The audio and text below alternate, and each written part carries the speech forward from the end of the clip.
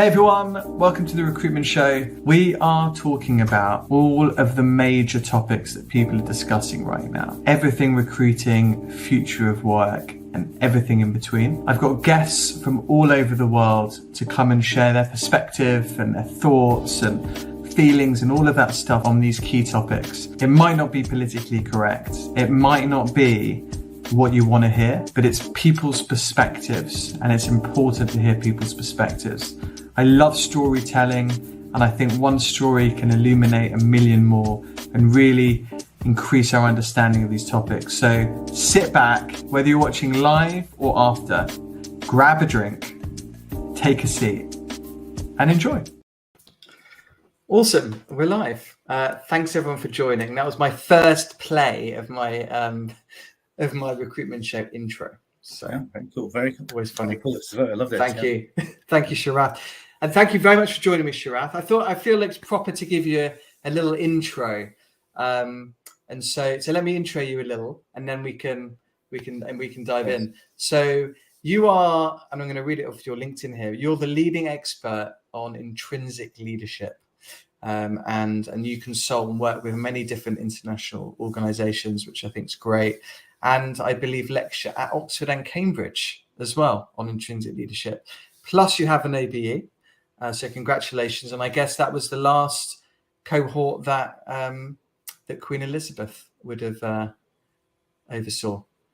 Yeah, well, there's a very moving story. I got you get a sort of warrant for the honor, and it was signed by the Queen and I got it about 3 days before she passed away. Wow. So it was quite, it's physically, so I'm obviously going to frame it, but yeah, it was very moving. And I think, when I came to this country, I still was trying to understand the role of the royal family actually, and the purpose of it and so on. But I think seeing the work of the pandemic and how important a pillar they were, I think it was a very special moment actually seeing that. So. Yeah, amazing. What did you get it for? So I spent 10 years just working on founding an organization called Stir Education, which was all about trying to help teachers in emerging countries like India, East Africa, Indonesia, find their motivation again. It reached about 200,000 teachers, about 35,000 schools, about 7 million children. I'm not a psychologist by background. I have a business background, much like you do, but getting thrown into this problem and knowing we had to find a way to address it. It was an incredible journey, and that's what really gave me the foundation of what I do now, which is this work on intrinsic leadership. It all came not from fancy boardrooms, but by really getting my hands very dirty actually in some of the world's poorest areas, trying to figure out this problem. Wow. So you and to solve the problem was you felt teachers lacking the motivation to teach in the appropriate way, or? Yes, I think what my work and my research is shares one finding, whether we're talking about corporate life or education or whatever domain, sports or culture. I think almost everyone goes into a career with a high degree of intrinsic motivation. So I'm very clear about that, but it's the culture and organizations around them that often lead that to reduce over time and to vanish over time. And so a lot of this was about how do you know? I've rarely met a teacher who went in to wreck a child's life, right? And most of the teachers that I saw and worked with, they went in for the right reasons, but the system around them conspired to help them lose their motivation. It's very true in corporate life. So what I spent 10 years trying to figure out was how to try and reignite that motivation, help them reignite their own motivation without using financial incentives. It wasn't money that was the main problem. It was something a little bit deeper. Interesting. It's true. I was speaking to a friend today, actually. We're talking about school. We both have kids, and thinking about what school and what environment to put them in is crazy. And we were both just started to talk about our own experience at school. And I had a great experience at school. And I think because there was a few teachers that really they really cared, but they were they make an impression on you. And it's interesting. It's so impactful. If you are lucky enough to have a teacher that really cares, but then equally, if you don't, again, that really affects your experience and stuff at school. Yeah, and I think what I do a lot of work on this idea of nurturing, Lewis, and this idea of nurturing potential. I think it's different from talent. So how do we have that forward-looking view of who someone is and help them realize that? And I think teachers are the ultimate nurturers. They can take us to places we wouldn't have got to otherwise. interesting, I think a lot of teachers and a lot of corporate leaders, it's not about technical skills. It's not necessarily just about how well they teach English or maths or whatever it might be, but actually how they inspire someone. And I spent a lot of time when I wrote my book thinking about what makes great teachers, but also what makes great leaders nurture potential well as well. So what's the difference between potential and talent? So I'm open to be, I'm open to be challenged. I know you work in this No, area. it's interesting, yeah. Yeah, so I personally think that we've spent too much of our time as a world and one organizational life thinking about talent. And I think talent is, in my view, is fully formed or close to fully formed. It's a stock, right? So we take, we hire someone because they've got a set of So you mean experience. you're born with it, for example, like you've got a talent in something, and Yeah, I think I'm not sure, you could be born with it. You could also inherit some of it or develop some of it. But it's, to me, I look at it as a snapshot in time. And I think potential instead is the journey of where you're going to go over time. And I think we've generally are very short-sighted in companies and organizations more generally today. We tend to focus on maximizing, harnessing talent. I don't think we do anywhere near enough on nurturing potential. I define that potential as forward-looking. It's about, who will you be in your fully formed self? And I think the problem with potential, it's highly risky, right? So if you look at, venture capital, I'd argue most of that stuff is on really focused on potential. But most VCs around the world have become more and more cautious over time, and they've instead focused more and more on talent and not done enough to really nurture that deep potential. It's interesting. If I relate that to recruiting a little bit, you find a lot of people focus on pedigree over potential. So maybe the pedigree is almost the same as when I go into the talent. It's like they've done the job before, and it's almost like they've got the skills on paper, and people feel it's a safer hire because it's something to put their arms around a little bit. It's like, they've done the job before, they've been at a similar firm. But of course, that's not a predictor of success, though. Just because someone's done the job before, it doesn't mean they were good at it, or they're going to be good at it again. But it's a safe thing. Potential is such it's hard to define, right? It's like, I think someone has potential, and I always say in recruiting, find someone with potential, with a great attitude, highly motivated, and you can teach the other stuff. Yeah. But it's a hard. Sorry, go on. No. So I was going to say sorry, but I fully agree. And I think when I talk to I've talked to many leaders in search lives over the years, and also to candidates, right, who are often, for example, mid-career.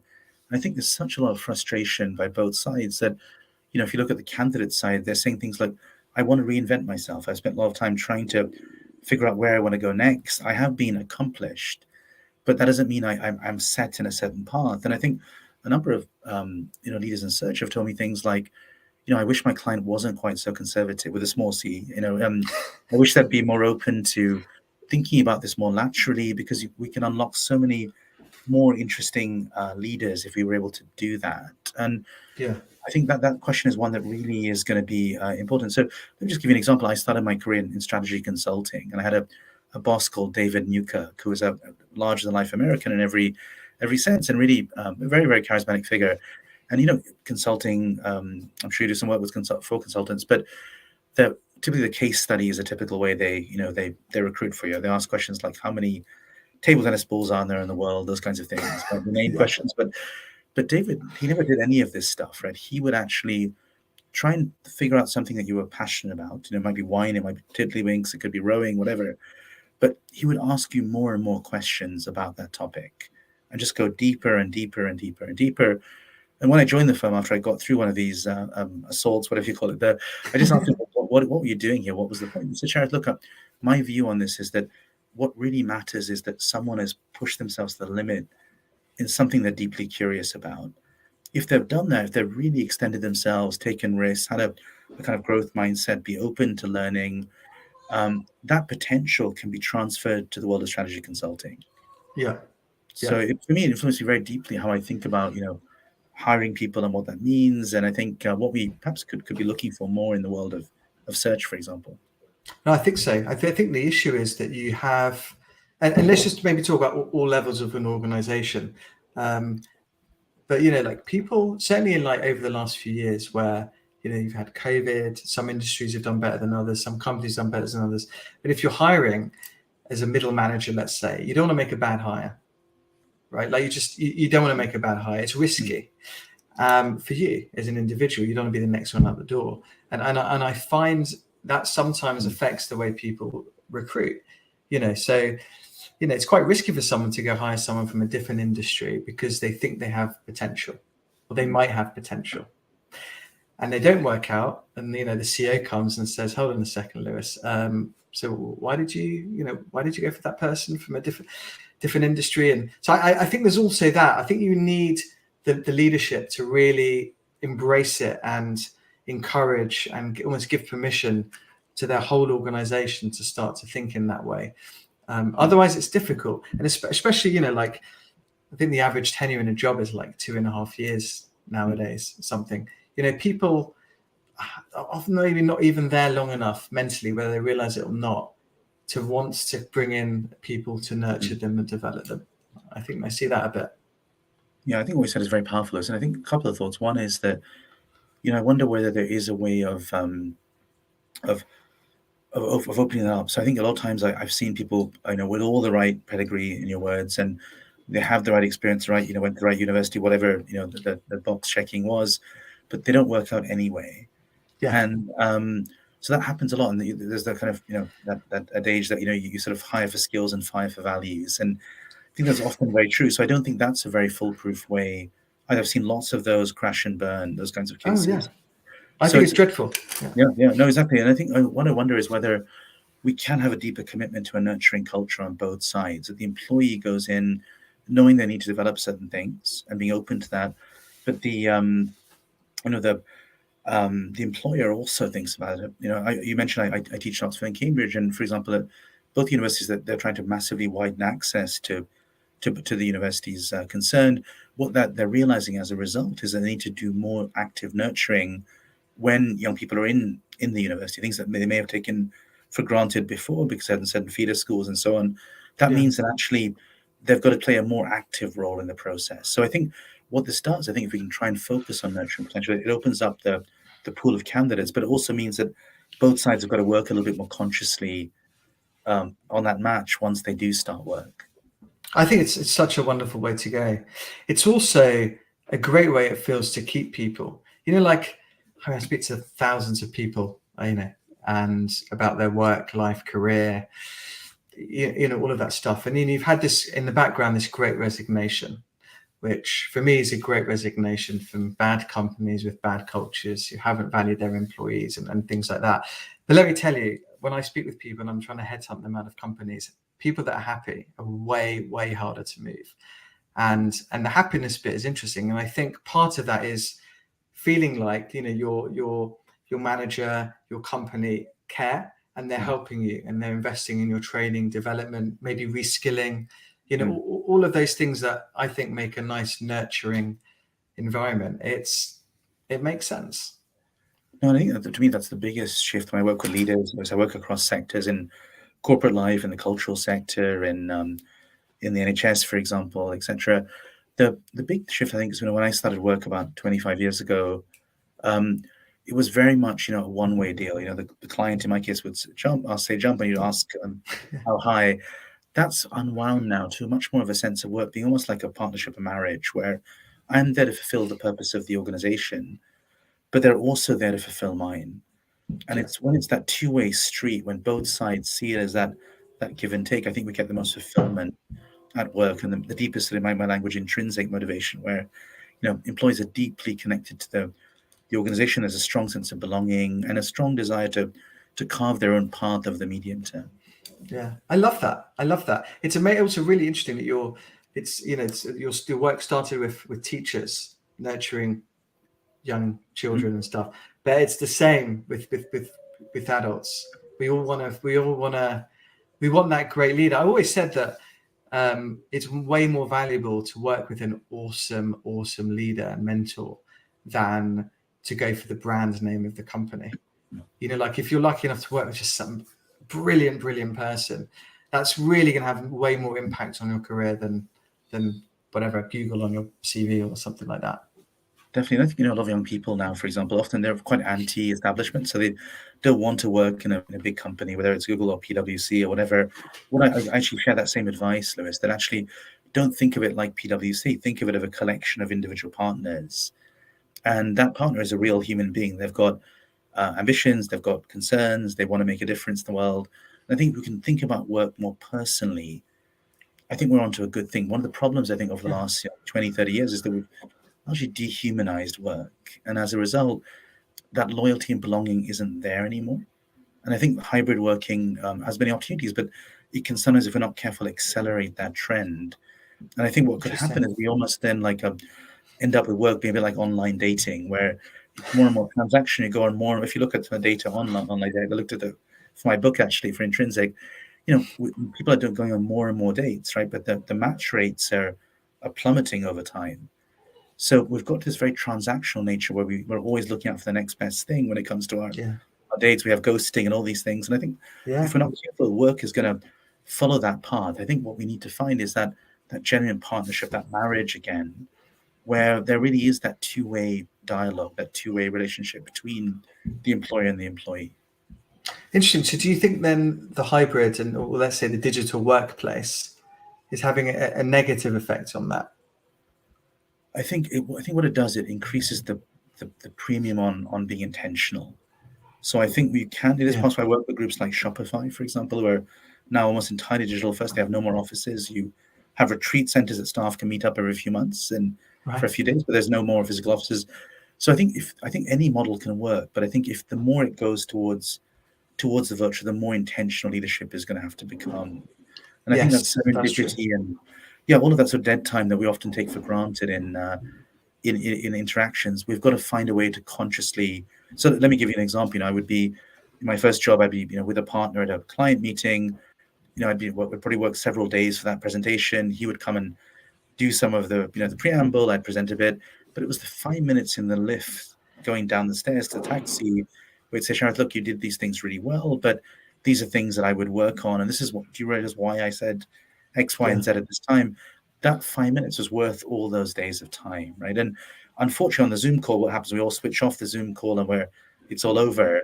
We've got to intentionally build those things in. That's why I definitely think it's possible, but we've got to be a lot better at our game in this, I think.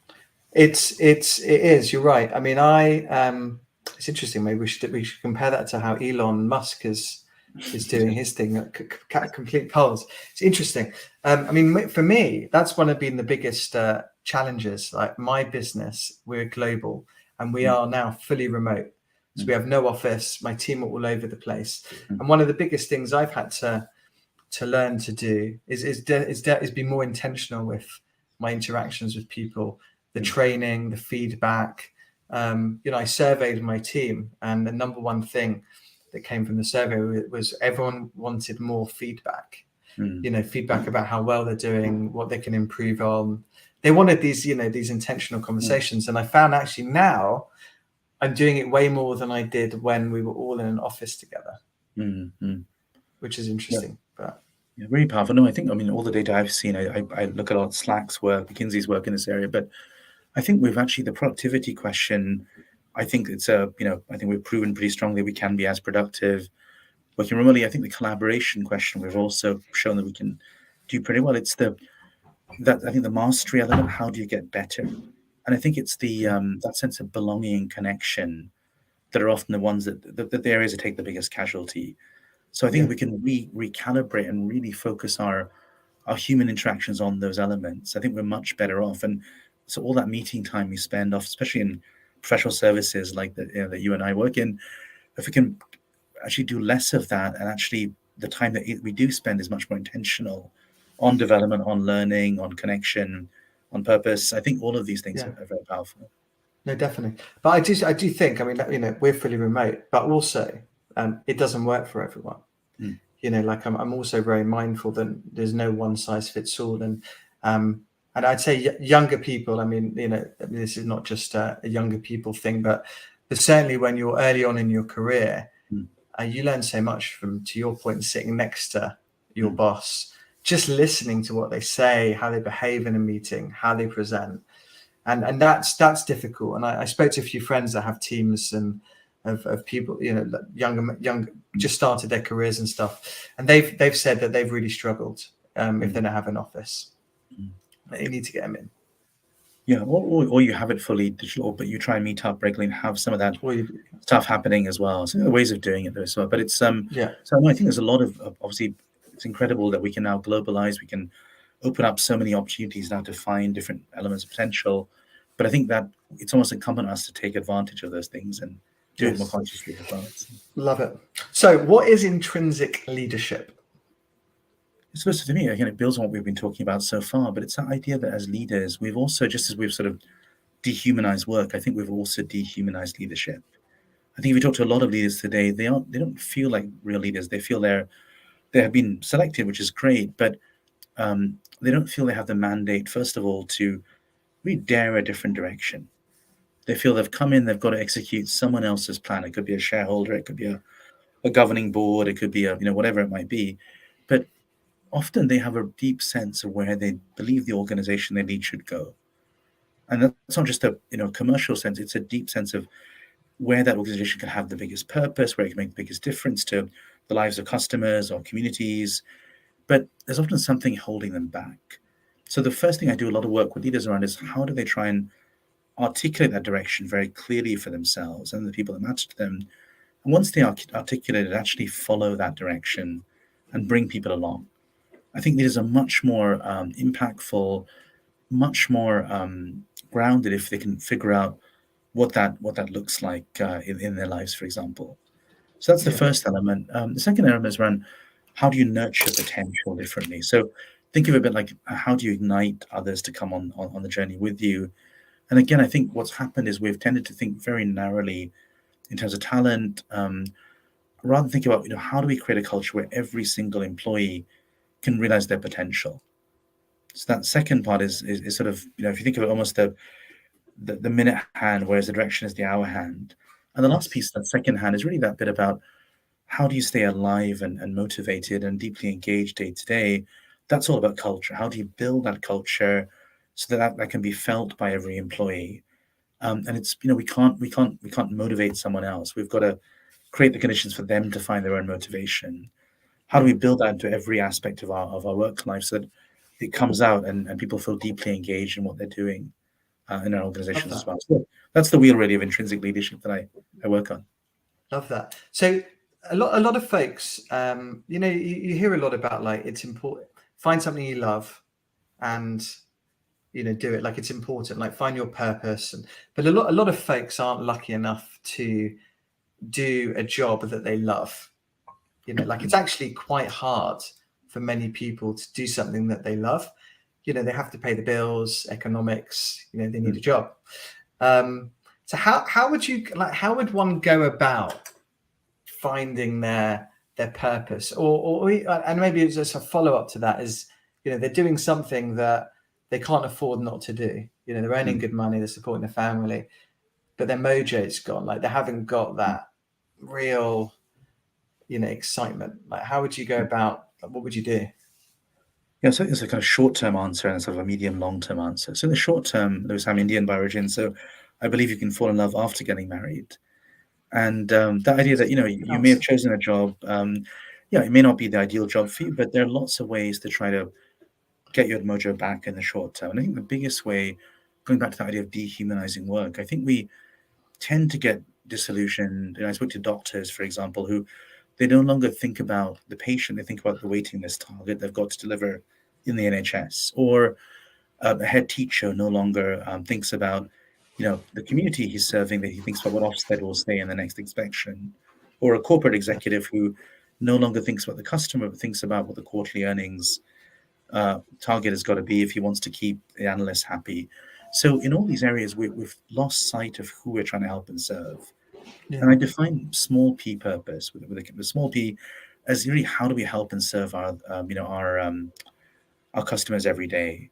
And just to give you a little example, I was writing the book in a bar one day, and I was watching out of the corner of my eye the bartender spending a lot of time at the bar, about 45 minutes with this couple. And I went up afterwards. I wasn't writing very well that day.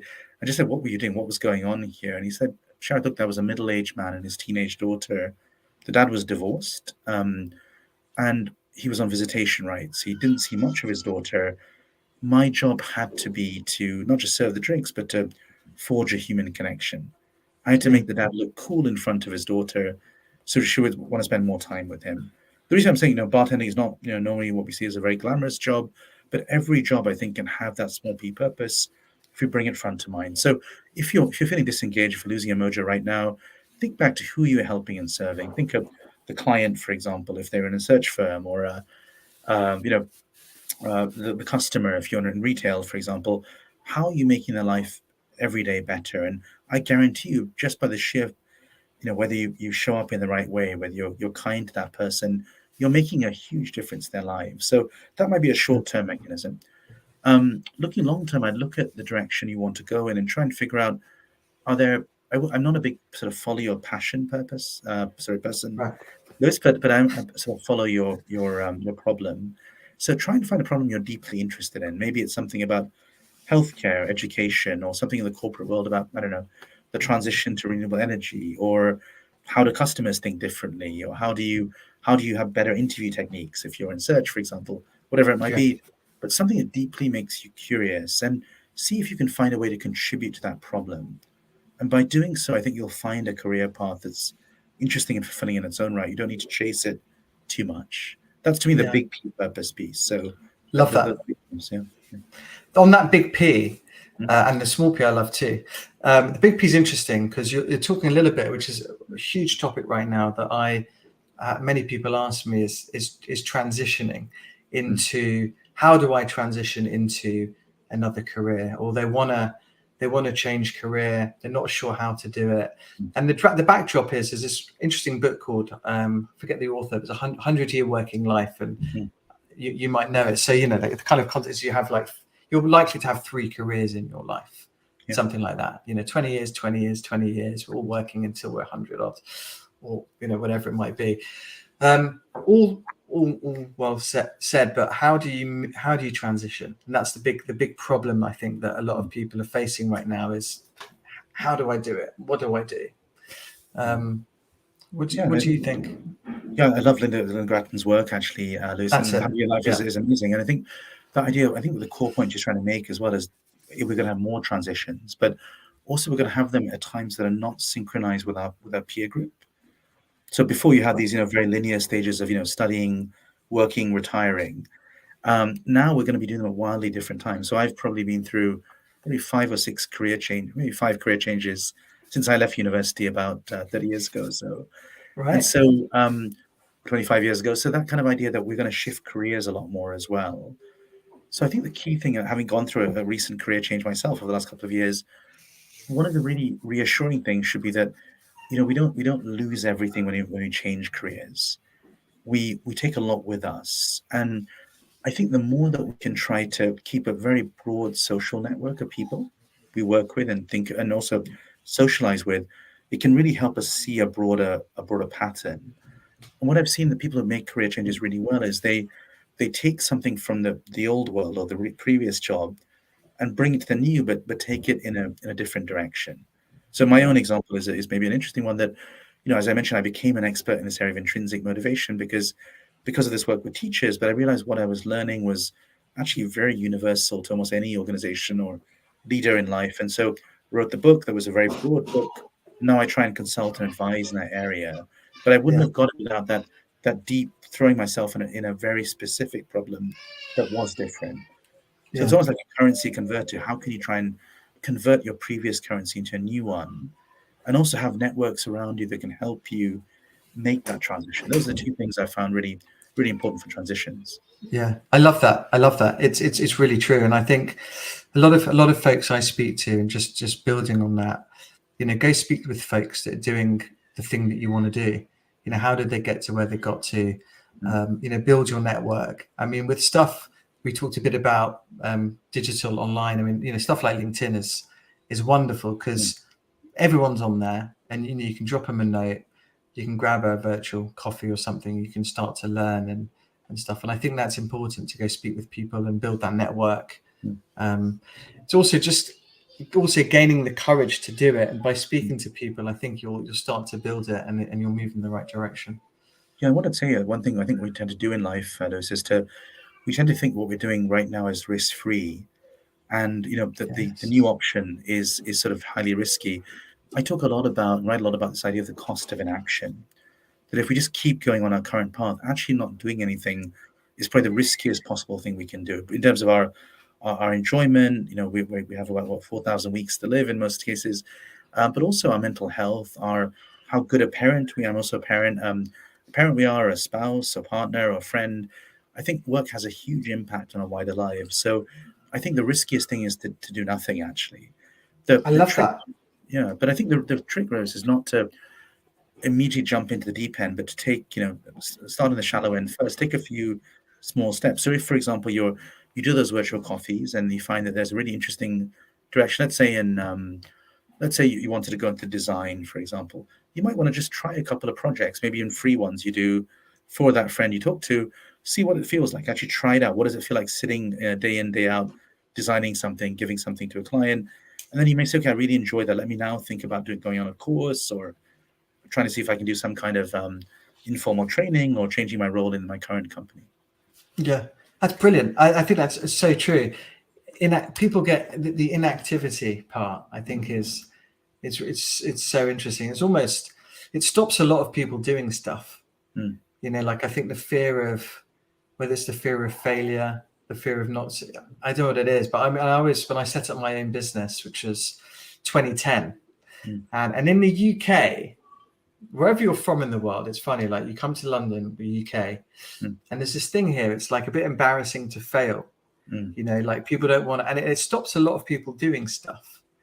And I spoke to folks, I was like, hey, I'm thinking about starting my own business, and the first comment from anyone living in the UK was, oh, what happens if it doesn't work out? You sure? You're doing well where you are.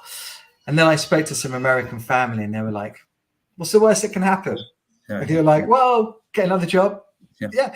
It's a funny one. This fear of making a change, because you're right. Look, if you're employed, I mean, your employer can, terminate contract, redundancy and stuff at any moment. So I think there's quite a liberating thing about taking ownership of your own career. I call it like being the CEO of your life, CEO of your career. Like, make sure you work on your business, which is yourself, not just in your business. Like take a step back and just see what's going on. No, I love that, Lewis. And I think what I'd say is, I really agree. I have many friends who are late 40s, early 50s now, and they're getting laid off left, right, and center by large corporates. Very expensive. There may be people younger who are much cheaper, let's be honest, in the workforce. So I think what I'd say is whether you're working in a large corporate or you've got your own business or whatever it is, actually making sure you have your own, your own CEO, as you said, you're writing on LinkedIn, you're building a network, you're seen as a thought leader in your field. That's important, whatever the form of employment or non-employment that you've got. So I think we all have to have that mindset. And I think what will happen, back to Linda's Greta's point on transitions, we're getting much more fluid between formal employment and sort of working for ourselves. There'll be people going back and forth all the time. And it's more about, sometimes it may make sense to work for an organization where the one exists that really meets our purpose. Sometimes we may want to create our own because we don't feel there is one out there. So I'm less worried about the organizational structure, but more about that sense of ownership that you talked about. Yeah. It's a very hard thing to get your head around, though, especially like, I'm in my 40s, so are you. I mean, it's, throughout growing up, I looked to my dad. I mean, my dad was at the same firm for like 37 years. Like when we were growing up, it was, you have a career and you stick around for a while. I think it's hard for people to get their heads around like gigs, this gig economy, freelancers, which I think in the US very soon will make up the largest part of the working population, people doing gigs and freelance and stuff. It's happening more and more. A lot of younger people coming into the workforce are very comfortable with it. But it feels, if you're not used to it, it feels, I'd say scary is the right word, but like people aren't so comfortable just seeing where the path takes them, I think. Yeah, I think the whole gig piece, I'm not a big fan of the wording, because I think it can be the sense of, you're basically a body shop. I mean, like if you look at, say, consulting and stuff I do, you could look at it as, I'm doing this more cheaply because I'm not employed at full time on someone's bills. Therefore, it's easier for a company, more flexible. I don't want to work that way. So for me, I see it more as I'm building a work myself, Lewis, that I'm trying to share back what I learn. I'm trying to build. I write. I read LinkedIn a lot. I'm trying to create almost a public good in what I'm doing. And I think that's the kind of mindset we want to have, that each project I do links to a bigger purpose that I've got, which is to help leaders navigate these really uncertain times, right? So I think if I go in project by project, it isn't very fulfilling. It's not very going to keep me motivated. But instead, if I think of it as, this is a journey, and this is a great chance to run a number of wonderful experiments with wonderful leaders in so many different fields, I feel I'm contributing something. So I think we need to, get back to that online dating example, got to be very careful with this gig stuff, that it doesn't become a kind of, a hugely transactional way of thinking about work as well. Yeah, I think it's a great point. Great point. I think a lot of people need a little bit of help to get their heads around being comfortable doing that way and having that mindset as well. Thinking, because a lot of folks I speak with, they still have the mindset of, hold on a sec, I don't want my CV to look jumpy. I might not get a permanent job. And there's always these things over the years of hiring managers being reluctant to hire a contractor for a perm role, and you have all of these things that are still lingering in recruiting. It's they're too overqualified for the job. It's a whole other conversation. There's still these things lingering.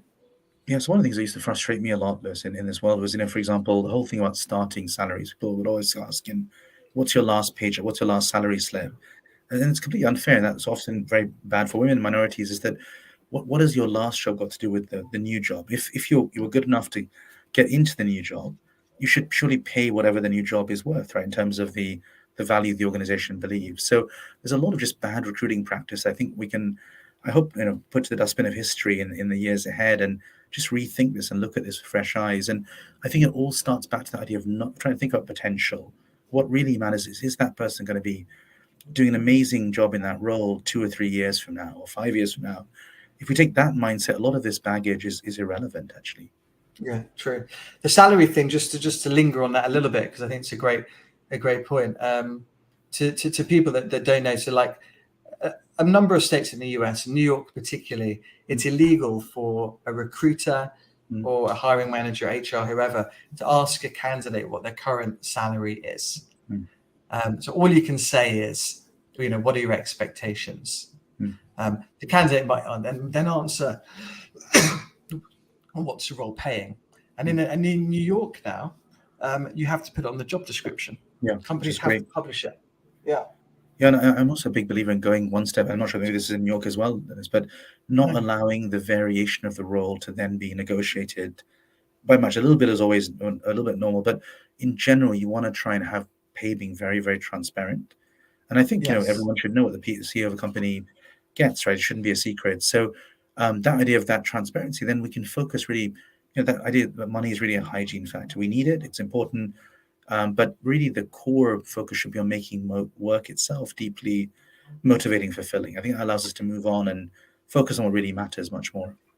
Yeah, no, it's great. But I do think you have to be clear on it. I mean, so I listened to a great video from Simon Sinek. He was talking about pay, and his kind of point was there's levels to the game. What are you getting? And I think it needs to be communicated. That a job, there might be a pay range in the job. Now, advertise the pay range. I mean, who wants to be paid bottom of the range? I mean, you want to be paid top of the range, right? Why would you want to come in and get paid bottom of the range? But it needs to be defined, like, what do you need to get? Like, what years of experience? I mean, his point was, someone had been through a few economic cycles. They've got war stories. They're adding a lot of, all this value they're bringing with, versus someone that hasn't. And his view was that this person's more valuable than this person, and therefore should be paid more. So again, I would disagree with him in a sense. I love Simon's work, but just again, if that person was right for the role, what does the previous experience? Again, this is why even some of our greatest minds get trapped in this thinking about talent, which I think is outdated. But I think we need to look forward at potential, and I think what the person did before is somewhat irrelevant if we're hiring them into the role. If we believe they're capable, what we want to be looking at is how fast can they grow. So I think that's a lot of that. I think is old school thinking. If I was being Playing devil's advocate there. No, I hope I haven't misquoted Paul Simon Sinek on that. It's interesting. Yeah, I think it's a tough one. It is a tough one. I think pay ranges are irrelevant. I mean, if kind of follow your point, why have a range? I mean, this role is we'll pay you X if you'd like to apply. Awesome. On this basis. If not, fine. I'm quite a fan of that. I think this is what it's going to pay. Fine. The other. Sorry, go on. No. Sorry, I was agreeing with you there. I really prefer that way of just being a single number and being transparent about it, Lewis, as well. The other thing, though, in the wider context, is really hard to find good people right now. Many open vacancies, hard to find the right person for your job, and so then suddenly there is competition, and although you are publicizing X, you might have to go a little bit higher to get your person, or they get counter offered. I agree, but I think what I've seen is certainly during the pandemic, a lot of throwing money around. That's not going to be sustainable in this economic environment. I think if we're going to compete, we should compete on the intrinsic value of the deal. How good is our development of your mastery? How will we nurture your potential? What are the mechanisms? And those are much more compelling. I think the people who are going to be attracted to that kind of approach of throwing money around are probably not the people who are going to stick around. And you're just going to reinforce that cycle. So again, I think we're gonna short circuit ourselves as well. So I just be careful. I think there's a lot of evidence that really money is a hygiene factor. We want to get it right, pay fairly and transparently, but that shouldn't be the reason we get people into work. And I think we've been guilty of the pandemic of overplaying that card, and it's going to unwind right now with these more difficult economic conditions. Yeah, we see it accentuated a bit in tech. You mentioned VC-backed firms earlier on. I mean, you're seeing it in the big tech firms. They all overhired, crazy salaries, and they're now cutting. And there's this whole VC-backed part of the market that's very opaque, that's having the same issue. Yeah, so Google salaries have increased by about 40% over the last 7 years. There's no reason why these have gone up so much versus the rest of the sector, but you're just saying that's a well-run company. But it's so easy to get into this spiral, actually, and the problem is that it's unlikely to be sustained going forward. Yeah, no, true. Love it. To wind up, what are some of the things you're most excited about for 2023, or maybe some trends that you think will continue into 2023? We're going to have, great companies and are going to keep surviving and thriving. They'll need to be a bit creative and think about the resource more fully. I think many of the things about the pandemic period, obviously we had to get through globally, but they cause a number of challenges. I think that we really lost the value of work sometimes. I think that work, the sense that it was a really important part of our lives, that got devalued. I think the importance of really thinking about the broader proposition rather than just the money side of it, I think also got devalued a little bit. And I think the flexibility piece around hybrid working was very powerful, and I think will stay, of course, which is a great thing. But I think we lost that importance of connection and belonging. So I think we experimented, we did a lot, we moved forward. I think we've got to recalibrate a bit now and try and really center what matters in the working environment. That's what I think some good leadership will really help us do in 2023. Yeah, great point. What a lovely place to end on. Thank you so much. How can people find you, and when's your second book coming out? So I'm still working on the book, actually, but I think 2024, I'm hoping early that year. It's about a year from now. This as well, but please follow me on LinkedIn, Sharath Jeevan, OBE. And I write a lot there and love thoughts and ideas on there. My first book is called Intrinsic. And love to keep the conversation going with anyone who's passionate about these issues. So, awesome. Thank you so much for joining me. I really appreciate it. Thank you everyone for watching and listening. And have an awesome end to the year. And look forward to 2023. Thanks so much. Thanks, Liz. Thank you so much for watching. Hope you enjoyed it. Please do not forget to subscribe in all the usual places: YouTube, Spotify, Apple Podcasts, anywhere you like to watch or listen to a podcast. Any comments or feedback, please drop us a DM. If you've got anything that you want us to discuss, again, feel free to get in touch. Have a wonderful day.